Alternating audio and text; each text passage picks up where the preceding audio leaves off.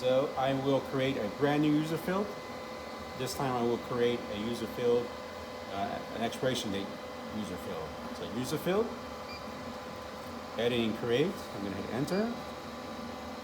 Enter again because I will create a new user field. Name it whatever makes sense for your application.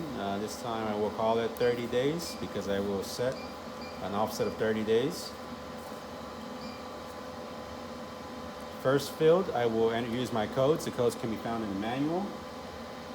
In this case, I will use FG for the day, DE for month, and BC for the year. And we'll scroll down under EXP and enter 30 because I need this to be a 30-day offset.